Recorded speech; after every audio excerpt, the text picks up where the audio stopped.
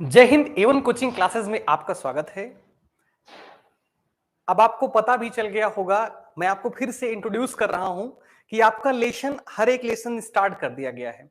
तो आपके लेसन को स्टार्ट करने से पहले मैं आपको छोटा सा अगर परिचय दूं, तो आपका जो लेसन स्टार्ट किया जाएगा, सबसे पहले नंबर पे हम लोग किसको स्टार्ट करेंगे? तो अगर हम लोग बोर्ड का जितना भी क्लास रहेगा, हर एक बोर्ड की क्लास को हम लोग स्टार्ट करेंगे। तो सबसे पहले नंबर पर हम लोग क्लास 12 की क्लास को स्टार्ट करते हैं। और क्लास 12 की क्लास में अगर हम लोग स्टार्ट कर रहे हैं तो सबसे पहले नंबर पर हम लोग बायोलॉजी को ही स्टार्ट करते हैं। अगर बायोलॉजी को स्टार्ट किया जा रहा है तो बायोलॉजी की स्टार्ट करने में हम आपको एक छोटा सा परिचय देते हैं बायोलॉजी के बारे में। अब कहिए सर, छोटा सा परिचय क्या रहा है? तो देखिए, सबसे पहले नंबर पर अगर हम लोग देख रहे होंगे, बायोलॉजी के जो जनक रहे हैं इनका नाम क्या रहा है? अरस्तू रहा है, जिन्हें ही हम लोग एरिस्टोटल के नाम से भी क्या करते हैं, जानते हैं, सुनते भी चले आए हैं। कि और एक चीज ध्यान से समझिएगा कि बायो का मतलब होता है जीव और लॉजी का मतलब क्या होता है? अध्ययन करना। कि जहां पर हम लोग इस पूरे बायोलॉजी में जीवों के बारे में क्या कर रहे होंगे? अध्ययन कर रहे होंगे। पूरे पाठ में हम लोग जीवों के बारे में अध्ययन करेंगे। तो बायोलॉजी को लगभग लगभग 3 भागों में बांटा गया। तो जब बायोलॉजी को बांटा जा रहा था तो बायोलॉजी को बांटने वाले अगर कोई थे तो अरस्तू ही थे। कौन थे? अरस्तू। और पूछ लिया जाए आपसे, बायोलॉजी शब्द का सर्वप्रथम प्रयोग किसने किया था? तो आप कहेंगे सर, जो सर्वप्रथम प्रयोग किया था उनका नाम क्या रहा है? आप बताएंगे सर, लेमार्क रहा है। सन 1801 ईस्वी में इसका सर्वप्रथम बायोलॉजी का क्या किया गया था? शब्द का प्रयोग किया गया था। तो बायोलॉजी के शब्द का प्रयोग किया गया। और दूसरे नंबर पर बायोलॉजी को कितने भागों में बांटा गया? आप कहेंगे सर, 3 गो भाग होता है। पहले नंबर एक होता है जूलॉजी होता है, और दूसरे नंबर पे क्या होता है? बॉटनी होता है, बॉटनी। और तीसरे नंबर पे क्या होता है? आप कहेंगे सर, एगो होता है माइक्रोबायोलॉजी होता है। तो ये तीनों को बांटा गया। तो माइक्रोबायोलॉजी को जब बांटा गया तो आपसे थोड़ा सा दिमाग में तो आपके ही होगा ही कि जूलॉजी के जो जनक रहे हैं इनका भी नाम अरस्तू ही रहा है। क्या रहा है? आप कहेंगे सर, इनका भी नाम अरस्तू ही रहा है। और दूसरे नंबर पे अगर हम लोग देख रहे होंगे, देखिएगा कमेंट बॉक्स में आपको कमेंट सिर्फ उतना ही करना है कि हाँ सर समझ में आ रहा है कि नहीं आ रहा है। देखिए, फालतू में अगर आप कमेंट कर रहे हैं तो कमेंट बॉक्स में देखिए, कमेंट से एक मोटिवेशन हमको मिलता है, लेकिन आप उतना ही करेंगे कमेंट जितना लगे कि नहीं ठीक है सर, वीडियो प्रॉपर जा रही है, वॉइस क्वालिटी एकदम प्रॉपर तरीके से हमें सुनाई दे रही है। तो आप क्या कहेंगे? एकदम सब कुछ ठीक ठाक रहा है। तो हम लोग यार एक मतलब पावर बनता है कि नहीं ठीक है, बच्चे के अंदर क्यूरोसिटी है सीखने की, तो मैं सिखाऊंगा उसे। लेकिन अगर बच्चा क्लास में मजा लेने आया तो क्या होता है? फालतू में गुरुजी गुड मॉर्निंग, गुरुजी नमस्ते, ये सब बाबू देखिए, गुरुजी गुड मॉर्निंग करने के लिए नहीं आए हैं आप। एक बार में गुड मॉर्निंग अच्छा लगता है ना? एकदम ईमानदारी से हम लोग मेहनत करेंगे और जी जान लगा के। देखिए, अरस्तू हम लोग पढ़ेंगे। नेक्स्ट नंबर पे क्या होगा? बायोलॉजी। बायोलॉजी के जनक जो रहे हैं उन सॉरी बॉटनी होगा। तो बॉटनी के जो जनक रहे हैं इनका नाम क्या है? आप कहेंगे सर, इनका नाम है थियोफ्रेस्टस नाम है। थोड़ा सा हम लोग बायोलॉजी के इतिहास के बारे में देख रहे हैं। और दूसरे नंबर पर माइक्रोबायोलॉजी जो होता है, इसका अगर हम लोग पढ़ेंगे तो एंटोनी वॉन ल्यूबेन हॉक जी हैं। क्या है? आप बोलेंगे सर, एंटोनी वॉन ल्यूबेन हॉक जी हैं। ये रहा है हम लोग बायोलॉजी का थोड़ा सा छोटा सा परिचय लिए हैं। हम लोग एकदम बढ़िया से हम लोग लेसन का स्टार्ट करते हैं। देखिए, अगर हम लोग क्लास 12 की बायोलॉजी में अगर हम लोग देखना स्टार्ट करेंगे तो इसको कुल कितने भाग में बांटा गया? आप कहेंगे सर, इसको लगभग 5 इकाइयों में बांटा गया है। इसके अध्यायों को कितना भाग बांटा गया? इसके अध्याय को आप कहेंगे सर, इसके अध्याय को 5 भागों में बांटा गया। तो 5 इकाइयों में बांटा गया। कितनी इकाई? आप कहेंगे सर 5 इकाइयों में बांटा गया। तो पहली इकाई का पहला पार्ट हम लोग अगर देखेंगे तो यहां पर आपको ध्यान से देखना है और लिखना भी है। बढ़िया नोट्स बना के लिखते हुए चलिएगा कि पुष्पी पौधों में, आप कहेंगे सर, पुष्पी पौधों में लैंगिक जनन। तो आप पहला लेशन का तो परिचय हमें लगता है आपको मिल ही गया होगा। और दूसरे लेशन के परिचय में जब हम लोग एंट्री मारेंगे तो अब यहां पर मानव में जनन शुरू हो जाएगा। आप कहेंगे सर, दूसरे अध्याय में हम लोग लिखते हैं आराम से मानव में जनन लिखते हैं। देखिए आपको अभी थोड़ा सा बोरिंग सा लग रहा होगा, आगे चल के क्लास के अंदर पूरा बहुत बढ़िया से इंटरेस्ट हम लोग भरेंगे और ईमानदारी से आप लोगों के साथ मेहनत करेंगे। देखिए मानव में जनन, अच्छा जनन हो गया है, इसके बारे में, इसके स्वास्थ्य की, भाई बीमारी होगी, और बीमारी होगी तो स्वास्थ्य के बारे में जानकारी रखना भी बहुत जरूरी है। तो कहेंगे बिल्कुल सर, हम लोग अब नया अध्याय पढ़ेंगे जिसका नाम होगा मानव क्या होगा, मानव स्वास्थ्य एवं मानव स्वास्थ्य, जनन स्वास्थ्य पढ़ेंगे। अगला चैप्टर होगा आपका जनन स्वास्थ्य। तो ये आपके सभी अध्याय रहे हैं, तीन, पहली इकाई का आपको 3 अध्याय हम आपको परिचय करवा दिए हैं। तो हम लोग परिचय करवाएंगे तो काफी लगभग 13 लेसन का नाम लिखेंगे तो काफी टाइम वेस्ट होगा। तो और टाइम का नुकसान ना करते हुए हम लोग हर एक लेसन की शुरुआत करते हैं। तो आपको लेसन की शुरुआत में पहले अध्याय में दिख भी रहा होगा कि हम लोग पढ़ेंगे क्या। आप कहेंगे सर पुष्पी पौधों में लैंगिक जनन की हम लोग शुरुआत करते हैं, तो पहला अध्याय क्या रहा है। आप कहेंगे सर पहला जो अध्याय है ना उसका नाम क्या है, आप भी लिखते चलिएगा, पुष्पी पौधों में लैंगिक जनन। पहले अध्याय में तो आपको परिचय मिल ही गया होगा। तो पुष्पी पौधों में लैंगिक जनन जब हम लोग थोड़ा सा जब डालते हैं तो आपके दिमाग में एक थोड़ा सा क्यूरोसिटी लग रहा होगा कि सर ये जो पुष्प रहा है ना, हम लोग इसको कब से उपयोग कर रहे हैं, और दूसरी चीज जो पौधे पुष्प देते हैं उनका नाम क्या होता है। तो सबसे पहली चीज, जो पुष्प का उपयोग हो रहा है, काफी प्राचीन समय से पुष्प का उपयोग किया जा रहा है, और प्राचीन समय से कहीं आकर्षण के रूप में इसका उपयोग किया जाता है, आकर्षण के रूप में, कहीं सौंदर्य के रूप में इसका उपयोग किया जाता है, सौंदर्य सुंदरता के लिए, और कहीं इसको शोक के रूप में उपयोग किया जाता है। तो ये जो पुष्प होते हैं इनका उपयोग कई प्रकार से होता है। अरे भाई सौंदर्य के रूप में आप नहीं देखे होंगे, हम लोगों के बचपन में स्कूल में एक नाटक हुआ करता था, और नाटक के समय में जो बच्चियां हुआ करती थी वो गजरे को लगाती थी। तो आप थोड़ा सा दिमाग लगाइए ना, गजरा जो लगाया जा रहा है वो सुंदरता के लिए ही लगाया जा रहा है। तो सुंदरता के लिए, सौंदर्य के लिए इसका उपयोग किया जाता है। शोक में अगर हम लोग चलते हैं, किसी व्यक्ति की मर जाने पर एक माला बना के क्या किया जाता है, उसको समर्पित किया जाता है। तो माला बना के जब समर्पित किया जा रहा है तो वहां पर शोक के रूप में हो सकता है, और आकर्षण के रूप में भी इसका क्या किया जाता है, उपयोग किया जाता है। तो ऐसे बहुत विभिन्न प्रकार के प्रकारों में इसका उपयोग करते हैं पुष्प का। और दूसरी चीज, एनजीओ स्पर्म जो होगा, एनजीओ स्पर्म, ये कहीं पर अगर आपको मिल रहा है तो मतलब आवृत्तबीजी ही है, कि मतलब जिसमें पुष्प हो रहे हैं, ऐसा पौधा जिसमें पुष्प दिखाई दे रहे हैं, वे सभी क्या होते हैं, आवृत्तबीजी होते हैं। लेकिन अनावृत्तबीजी क्लास 11th में आप पढ़े थे, ऐसे पौधे जिनमें पुष्प नहीं होते हैं उन्हें ही हम लोग क्या कहते हैं, अनावृत्तबीजी। जैसे काई का नाम सुने होंगे, तो काई जो होती है वो सभी काई क्या होते हैं, अनावृत्तबीजी होते हैं। क्या होते हैं, अनावृत्तबीजी होते हैं। तो आवृत्तबीजी जो पौधे पुष्प देते हैं वो सभी आवृत्तबीजी होते हैं। अब आगे हम आपको लेके चल रहे हैं और आगे आपको समझाएंगे, काफी जबरदस्त लगेगा। देखिए अगर हम लोग पुष्प के बारे में, अगर हम लोग पुष्प की खेती करना जब शुरू करते हैं तो पुष्प की खेती करना ही क्या कहलाता है। आप कहेंगे सर फ्लावर माने क्या होता है, फूल होता है, तो फ्लावर से क्या हो जाएगा। आप कहेंगे सर फ्लोरी और कल्चर का मतलब क्या होता है, खेती करना। पुष्प की खेती करना ही तो क्या कहलाता है, फ्लोरिकल्चर कहलाता है। तो जब फ्लोरिकल्चर पढ़ लेते हैं तो और दिमाग में चलेगा कि सर अगर हम लोग पुष्प की जब फ्लोरिकल्चर पढ़ लिए और पुष्प को आगे बढ़ाइए सर, ताकि और बढ़िया से समझ में आए। तो अगर पुष्प को अगर हम लोग आगे बढ़ाते हैं तो सबसे पहले पुष्प की खेती करना ही आखिरकार क्या कहलाता है, आप कहेंगे सर फ्लोरिकल्चर कहलाता है। तो थोड़ा सा हम आगे पुष्प के बारे में पढ़ना शुरू करते हैं। अब यहीं से कहानी क्या होती है, थोड़ा थोड़ा पुष्प की कहानी शुरू हो जाती है। देखिए अगर हम लोग देखेंगे कि जो अगर पुष्प जो होते हैं ये मुख्यतः कितने प्रकार के होते हैं, 2 प्रकार के। पहले नंबर पे होगा एक लिंगश्रयी, और एक दूसरे नंबर पे क्या होता है, एक लिंगश्रयी, और दूसरे नंबर पर क्या होता है, आप कहेंगे सर द्विलिंगश्रयी होता है या बहुलिंगश्रयी होते हैं। तो एक लिंगश्रयी या द्विलिंगश्रयी क्या होता है, द्विलिंगश्रयी। दिमाग में आपके चलना चाहिए, एक बात चलनी चाहिए एक लिंगश्रयी की, और दूसरे नंबर पर क्या दिमाग में चलना चाहिए, द्विलिंगश्रयी की। आखिरकार क्या होता है द्विलिंगश्रयी और एक लिंगश्रयी क्या होते हैं।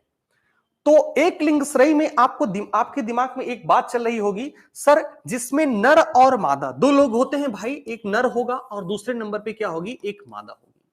तो नर और मादा जिसमें क्या होते हैं, अलग अलग पाए जाते हैं, ना, ऐसा पौधा जिसमें नर और मादा क्या होते हैं, अलग अलग पाए जाते हैं, उसे क्या कहते हैं, एक लिंगश्रयी कहते हैं। जबकि दूसरे नंबर पे क्या होगा, द्विलिंगश्रयी किसे कहा जाता है, जिसमें नर और जो मादा होती है या एक ही शरीर के अंदर पाई जाती है, उससे ही तो हम लोग क्या कहते हैं, द्विलिंगश्रयी कहते हैं। तो आपके दिमाग में थोड़ा थोड़ा चलना शुरू हो गया कि पुष्प सर दो प्रकार के होते हैं, एक लिंगश्रयी होता है और दूसरे नंबर पर क्या होता है, एक होते हैं द्विलिंगश्रयी, जिसमें नर और मादा ये दोनों अलग अलग दिखाई देते हैं, उन्हें ही हम लोग एक लिंगश्रयी कहते हैं। और जिसमें नर और मादा ये दोनों एक ही शरीर, मतलब जायांग और पुमंग, अभी हम लोग इसके नाम से पढ़ेंगे, तो जायांग और पुमंग जिसमें एक ही शरीर एक ही पुष्प में पाए जाते हैं, उन्हें ही हम लोग किसके नाम से जानते हैं, द्विलिंगश्रयी के नाम से जानते हैं। और आगे लेके चलेंगे, पुष्प के बारे में थोड़ा थोड़ा करके हम लोग हर एक कहानी को पढ़ डालेंगे। ध्यान से देखेंगे कि अगर पुष्प यहां पर है और दूसरे नंबर पर यहीं पर हम किसी पौधे को क्या करते हैं, ये पौधा है और पौधे को लगा दिए, तो पौधा सबसे पहले, पौधे में क्या होगा, एक अग्रिम विकास प्रारंभ होता है। यहां पर पौधे में सबसे पहले क्या होगा, एक अग्रिम, टहनियां है, टहनियों में सबसे पहले आप कहेंगे सर अग्रिम विकास प्रारंभ होता है, जिससे ही हम लोग फ्लोरल प्राइमोडियम कहते हैं। तो सबसे पहले नंबर पर आप कहेंगे, सबसे पहले नंबर पर सर अग्रिम विकास प्रारंभ हुआ है। क्या शुरू हुआ है, अग्रिम विकास, अग्रिम विकास प्रारंभ हुआ है। और अग्रिम विकास के बाद ये धीरे धीरे विकसित होकर के क्या होगा, ये कलिका अवस्था में आ जाते हैं। किस अवस्था में आ जाएंगे, कलिका अवस्था में। और यही कलिका अवस्था में आने के बाद जब यही क्या होते हैं, बाद में परिपक्व होकर के क्या होते हैं, यही पुष्प खिल जाते हैं।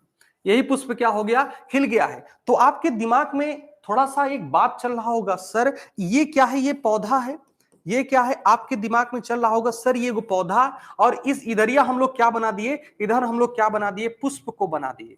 और छोटे से पुष्प को हम लोग बना करके ऐसे करके और समझते हुए चलेंगे। तो पुष्प को जब बनाते हैं तो पुष्प में आपको एक छोटी सी बात समझ में आ रही होगी कि गुरुजी यहीं पर एक छोटा सा भाग दिखाई दे रहा है, इसका नाम बता दीजिए, और जो गुरुजी जो निचवा दिख रहा है इसका भी नाम बता दीजिए। तो बाबू एक चीज ध्यान से समझना है, ये जो डंठल नुमा संरचना दिखाई दे रही है उससे ही तो हम लोग वृंत कहते हैं। आखिरकार वृंत क्या होता है, हम लोग यही जान लें। तो ये पौधा, मान लीजिए ये पुष्प है, ये क्या है, पुष्प, और दूसरे नंबर पे ये क्या है, आप कहेंगे सर ये क्या है, पौधा। तो जो पुष्प को पौधों से जोड़े रहती है, जो डंठल नुमा संरचना है, इसे ही हम लोग क्या कहते हैं, आप कहेंगे सर इससे ही तो हम लोग वृंत के नाम से जानते हैं, रेडिकल कहा जाता है। ये जो पुष्प को किसी पौधे से जोड़े रहता है उसे ही हम लोग क्या कहते हैं, आप कहेंगे सर रेडिकल या वृंत कहा जाता है। तो जब रेडिकल और वृंत को आगे लेके जाएंगे तो आपको यहां पर देखिए, हथेली शुरू होने से पहले थोड़ा फूलना शुरू हुआ है, तो यहां पर थोड़ा सा फूला हुआ जो भाग दिखाई दे रहा है, तो ये वृंत है। तो वृंत के आगे वाला भाग थोड़ा फूला हुआ दिखाई, यहां पर देखिए फूलने लगा, यहां पर क्या हुआ, फूलने लगा। वृंत के आगे वाला भाग थोड़ा सा फूला हुआ दिखाई देता है, जिससे ही हम लोग पुष्पासन के नाम से जानते हैं। किसके नाम से, आप कहेंगे सर इसका थोड़ा सा जो फूला हुआ भाग दिखाई दे रहा है, इससे ही आप सर पुष्पासन कह दीजिए, कोई दिक्कत नहीं है। और इंग्लिश में हम लोग इसको थैलेमस के नाम से भी क्या करते हैं, जानते हैं। तो थोड़ा थोड़ा हम लोग पुष्प के बारे में परिचय लेना शुरू कर दिए हैं, और आगे चल करके हम लोग पूरे देखिए आपका जो वीडियो जाएगा काफी लंबा, लॉन्ग वीडियो करके हम लोग अब थोड़ा थोड़ा वीडियो करके हम लोग बड़ा करेंगे, और वीडियो बड़ा करेंगे, और हर एक वीडियो में आपका देखिए फीडबैक जरूर लिया जाएगा। और कमेंट बॉक्स में देखिए आपका जो लाइव चैट चल रहा है, लाइव में जो कमेंट करेंगे वो लाइव तक ही हमें दिखाई देगा, उसके बाद ये क्या होगा, चला जाएगा। उसके बाद जैसे जो रिकॉर्डेड वीडियो हो रहा है, तो रिकॉर्ड होने के बाद भी आप क्या करेंगे, कमेंट करेंगे, उसमें हमको फीडबैक मिलेगा कि मेरे बच्चों की रिक्वायरमेंट रही है, वो कहां कहां पर समस्या रही है, उसको हम लोग रिजोल्यूट करने का या सॉल्व करने का प्रयास करेंगे। तो ये पुष्प को खिलना शुरू हो गया, तो ये आपको वृंत समझ में आ गया होगा, और दूसरे नंबर पर आपको पुष्पासन भी समझ में आ गया होगा। ये यहां से यहां तक जो है इसका नाम वृंत, और आगे जो फूला हुआ भाग दिखाई दे रहा है उसका नाम क्या है, पुष्पासन। अगर हम लोग पुष्पासन से थोड़ा रिलेट करेंगे, सिंह आसन, सिंहासन, तो सिंह माने क्या होता है, राजा। सिंह मतलब क्या होता है, राजा। जिस पर राजा बैठता है उसे ही तो हम लोग सिंहासन कहते हैं। आपके कहने का मतलब क्या है सर, कि पुष्प के मुख्यतः कितने अंग होते हैं, आप कहेंगे सर पुष्प के मुख्यतः 2 अंग होते हैं। पहला नंबर पे क्या होगा, पहले नंबर पे आपको लिखना है बाबू आकर्षक अंग, और दूसरे नंबर पे क्या लिखना है आपको, जनन अंग लिखना है।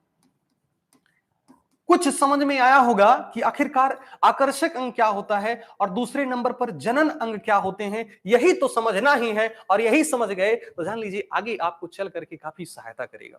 तो पहले नंबर पर आप कहेंगे सर जनन अंग को इंग्लिश में लिख दीजिए, बहुत बढ़िया, बहुत मजा आ जाएगा ना। लिख देते हैं हम आपके सामने, इसे ही हम लोग रिप्रोडक्टिव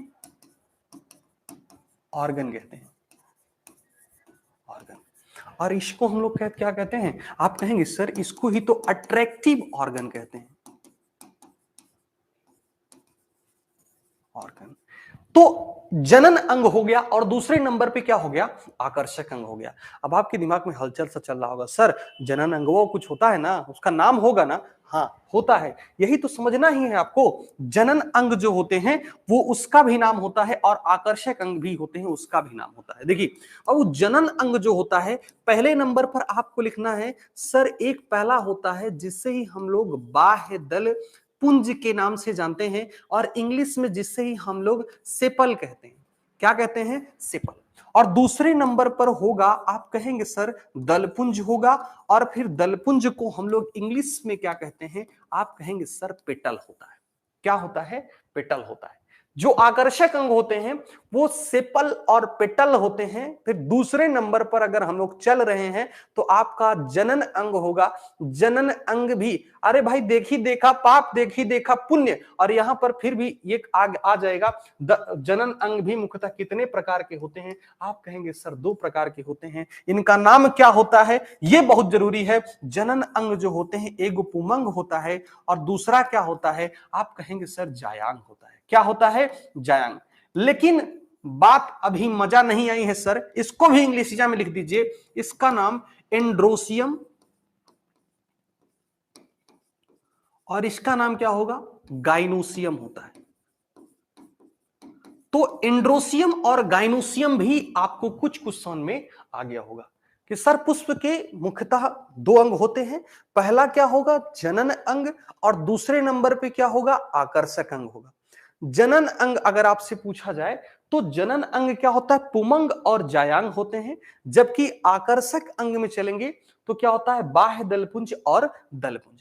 कभी कभी ऐसे पूछता है क्वेश्चन में, एनसीईआरटी का तो बातें अलग है भाई। एनसीईआरटी का जो लैंग्वेज होता है ना हर बार बदलता रहेगा, कुछ न कुछ नया एडवांस फीचर देके पूछता है।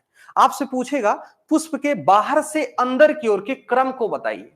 तो बाहर से अंदर की ओर के जब हम लोग क्रम को देखेंगे तो आपको एक छोटा सा फॉर्मूला याद करना है, जिससे ही आप कहेंगे गुरुजी उस फॉर्मूला का नाम है इस्पाग। क्या नाम है, इस्पाग। यस का मतलब सेपल, और पी का मतलब पेटल, ए का मतलब एंड्रोसियम, जी का मतलब क्या होता है, गाइनोसियम। ये इस्पाग के क्रम में होते हैं। पहले क्या होगा, सेपल होगा, फिर क्या होगा, आप कहेंगे सर पेटल होगा, फिर क्या होगा, आप कहेंगे सर एंड्रोसियम, उसके अंदरवा गाइनोसियम होगा। तो ऐसे इसके अंदर से मतलब ये क्या होगा, बाहर से अंदर की ओर जो क्रम होता है, इस्पाग फॉर्मूला याद करेंगे तो आपका कभी क्रम गलत होने वाला नहीं है। तो जब क्रम नहीं गलत होगा तो गुरुजी अब बाह्य दलपुंज और दलपुंज बता दिए, अगर इसको दिखा दीजिए गुरुजी बहुत मजा आ जाएगा। देखिए बाबू, अगर हम लोग देख देख के छोटा छोटा करके पढ़ते हुए चलेंगे और फिगर को बनाते हुए चलेंगे तो आपको बहुत बढ़िया से समझ में आने वाला है कि यहीं पर हम लोग क्या करते हैं। यहीं पर एक नीचे की तरफ, भाई इसका नाम क्या होगा, आप कहेंगे सर इसका नाम वृंत रख दीजिए। हम पढ़ के आए हैं अभी पीछे की तरफ, और वृंत के आगे वाला भाग थोड़ा सा फूला हुआ दिखाई देता है, जिससे ही हम लोग किसके नाम से पढ़ के आए हैं, आप कहेंगे सर इसको हम लोग पुष्पासन के नाम से पढ़ के आए हैं। किसके नाम से, आप कहेंगे सर पुष्पासन के नाम से। ऐसे आपको पुष्पासन को क्या करना है, ऐसे ही बनाना है, ठीक है।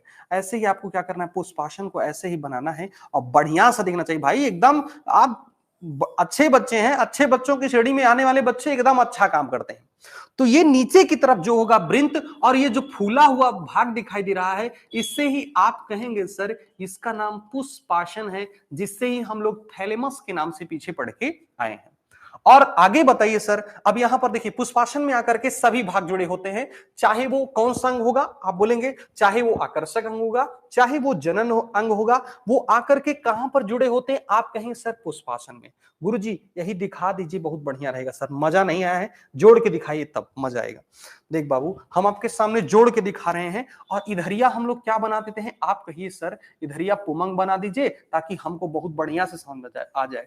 इधरिया हम लोग इसको बना देते हैं। अब आप देखिएगा, ये इतना जो भाग है, आप कहेंगे ये दोनों जो भाग है ना, ये क्या है, ये दोनों भाग जो है यहां से आया है, अगर हम लोग इसको यहां पर रखते हैं, तो ये जो दोनों भाग दिखाई दे रहे हैं, ये आकर्षक अंग है।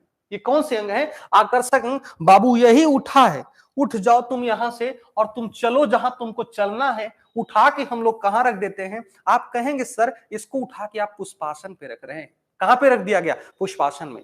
तो ये जो अंग उठ करके वहां से आया है, इसका नाम क्या है, आप कहेंगे सर इसका नाम तो जनन अंग था। क्या नाम है, जनन अंग। और दूसरे नंबर पर आकर्षक अंग भी आपके सामने बना रहे हैं।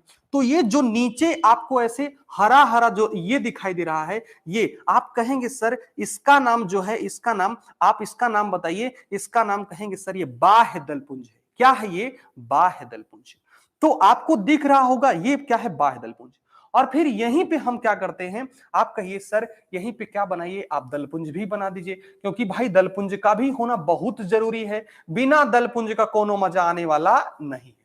ये क्या बन गया, आप कहेंगे सर ये दलपुंज बन गया। तो हम लोग पुष्पासन में किसको किसको जोड़ रहे हैं, आप यही देखेंगे बस, किसको किसको जोड़ रहे हैं। फिगर को हम लोग छोटा करते हैं और बढ़िया से समझते हुए आएंगे। बाबू एक चीज देखिएगा, आप मेहनत करेंगे मेरे साथ में और मैं आपके साथ मेहनत करता हूं, ईमानदारी से कहता हूं कि आप सिर्फ मेहनत करिए बस, पूरा हम बढ़िया से एकदम स्ट्रक्चराइज बता देंगे, इतना बढ़िया से याद हो जाएगा ना, कभी आप सोचे नहीं होंगे। तो ये जो गया हुआ है इसका नाम क्या है, आप कहेंगे सर ये जो यहाँ पे हरा हरा दिखाई दे रहा है इसका नाम है, आप इसका नाम लिखिए, आप कहेंगे सर इसका नाम है दलपुंज। अगर हम लोग इंग्लिश में लिखते कोई दिक्कत तो नहीं है, इंग्लिश में हम एक छोटे से शब्द में लिखते हैं, इसका नाम अगर लिखते हैं आप कहेंगे सर सिपल है, कोई दिक्कत नहीं। और ये क्या है जो लाल कलर का दिखाई दे रहा है, इसका नाम क्या होगा, आप कहेंगे सर इसका नाम पेटल होता है। और इसी पेटलवा को उठाते, आप बताइए ये पेटल जा रहा है कहां गया है, आप कहेंगे सर इसको पुष्पासन में उठा के जोड़ दीजिए। कहां पर जोड़ दीजिए, पुष्पासन। तो कहां पर जुड़ा होता है, पुष्पासन में। और दूसरे नंबर पे क्या है, ये सेपल है, सेपलवा को उठाते हैं और सेपलवा को भी उठा के कहां जोड़ देते हैं, पुष्प पर। तो ये दोनों क्या थे, आकर्षक अंग। आकर्षक अंग कहां पर आकर जुड़े होते हैं, आप कहेंगे सर पुष्पासन में जुड़े होते हैं। और कौन अंग जुड़ा होता है, ये क्या है, आप कहेंगे सर ये जनन अंग है। और जनन अंगवा को भी उठा के क्या करते हैं, इसी ऐसे आराम से चुपके से जोड़ देते हैं। तो आप बताइए दोनों अंग आपस में आकर के कहां पर जुड़े होते हैं, सर चाहे वो आकर्षक अंग हो, पहले नंबर पे क्या हो, चाहे वो आकर्षक अंग और चाहे वो क्या होगा, जनन अंग होगा।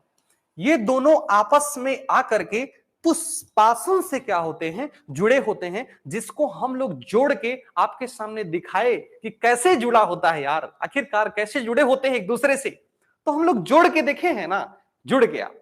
और फिर आगे लेके चलते हैं और आगे भी आपको समझाते हुए चलते हैं।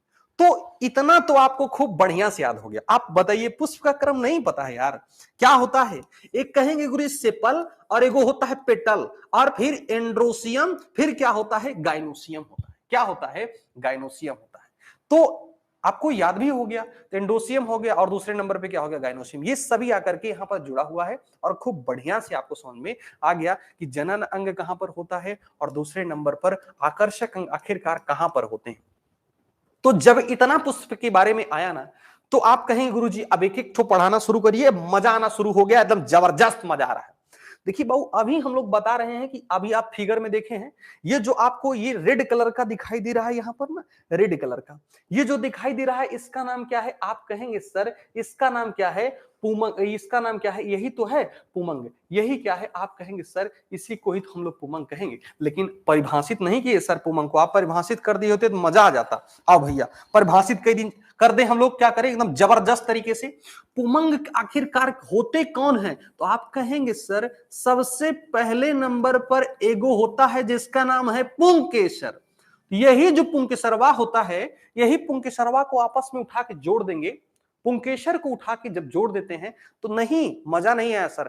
पुंकेसर के समूह को ही हम लोग क्या कहते हैं? पुमंग कहते हैं। तो पुमंग आपको बढ़िया से याद हो गया होगा। आखिर पर पुमंग किसे कहते हैं? तो कहेंगे सर पुंकेसर के समूह को ही तो पुमंग कहा जाता है।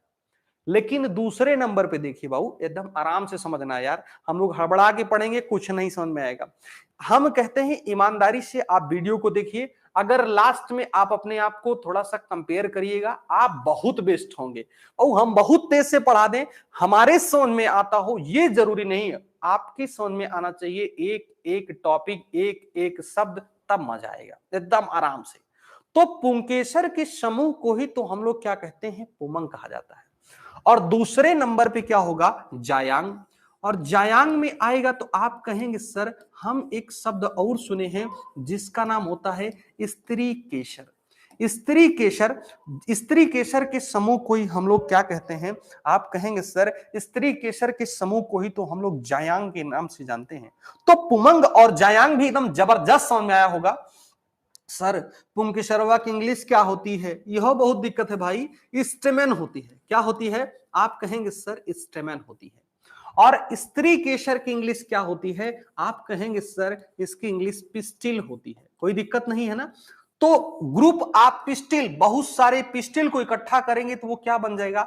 आप कहेंगे सर गाइनोसियम बन जाएगा। और बहुत सारे स्टेमेन को इकट्ठा करेंगे, ग्रुप ऑफ स्टेमेन, वो बन जाएगा एंड्रोसियम।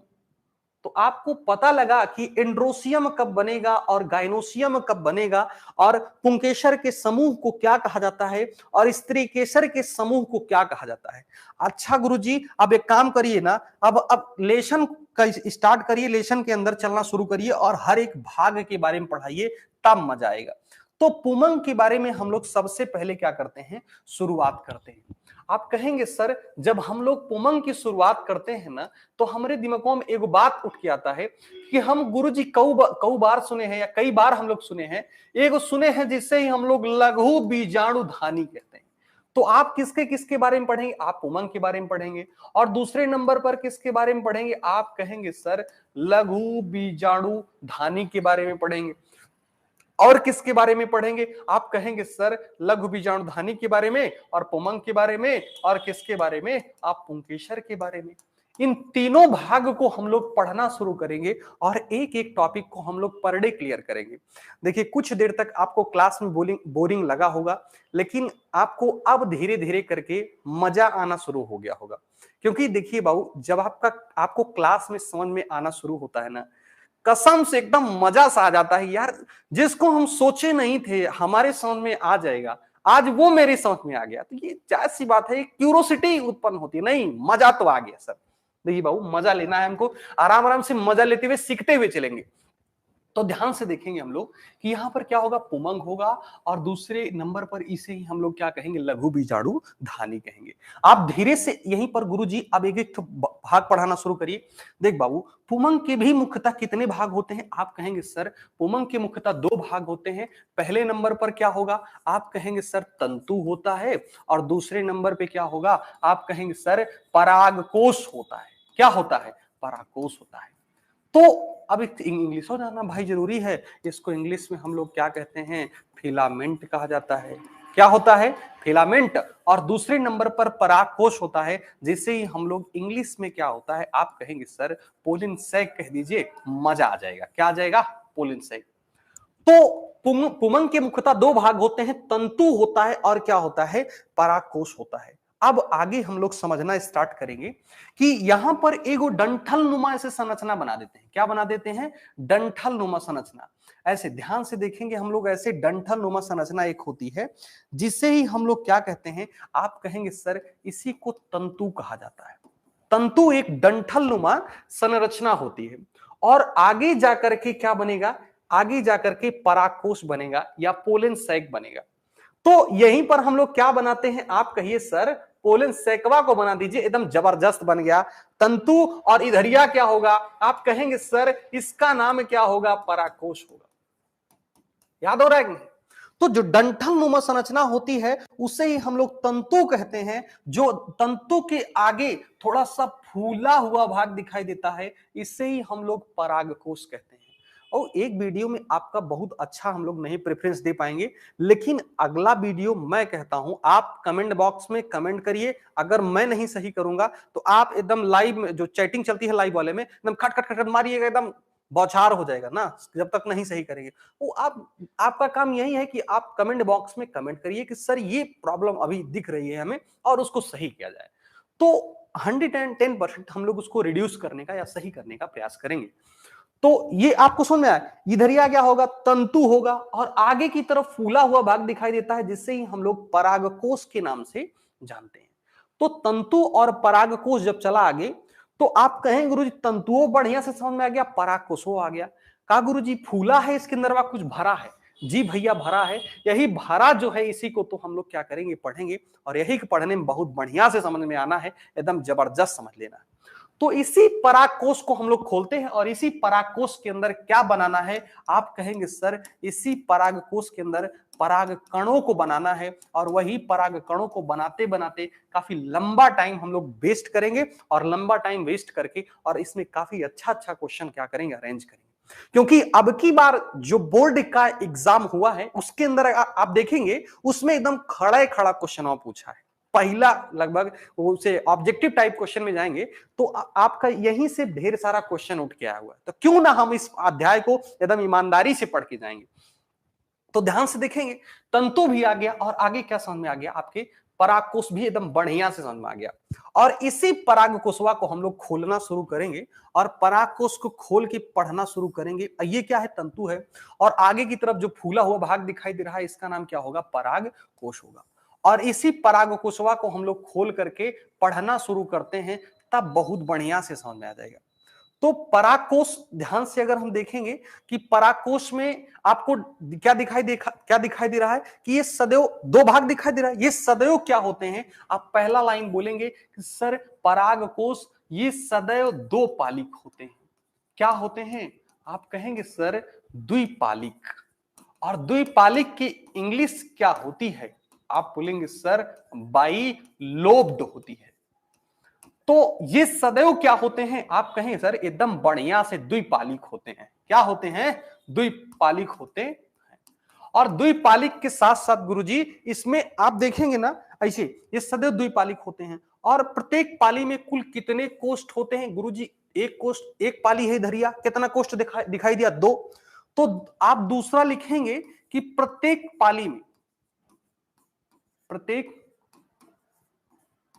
में दो क्या दिखाई दे रहा है, कोष्ठ,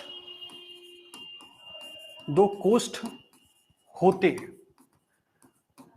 तो कहानी समझ में आ गई नहीं, इसको हम लोग तंतु कहेंगे। आगे जो फूला हुआ भाग है उसका नाम परागकोश है। और परागकोश सदैव क्या होते हैं, द्वि भाई, एक ठो धरिया एक ठो धरिया। तो ये सदैव क्या होते हैं, आप बोलेंगे द्विपालिक होते हैं। और उन्हीं पालिकाओं के अंदर दुई टुई दरिया कोष्ठक दिखाई दे रहा है। तो एक पालिका के अंदर दो कोष्ठक होते हैं, और यही इसमें भी कितना कोष्ठक दिखाई दिया, दो कोष्ठक। तो कुल कितना कोष्ठक होते हैं, आप कहें गुरुजी 4 गो कोष्ठक होते हैं। तो प्रत्येक पाली में दो कोष्ठ होते हैं, और उन्हीं पालियों के अंतिम सिरे पर जो पाली होती है, प्रत्येक पाली में दो कोष्ठ होते हैं, उन्हीं या बोलेंगे कोष्ठ के अंतिम सिरे पर। किसके अंतिम सिरे पर, कोष्ठ के अंतिम सिरे पर। कोष्ठ के अंतिम सिरे पर क्या होता है, आप कहेंगे गुरुजी जो कोष्ठ है ना उसके अंतिम सिरे पर क्या होता है, आप कहेंगे गुरुजी लघु बीजाणु धानी होता है।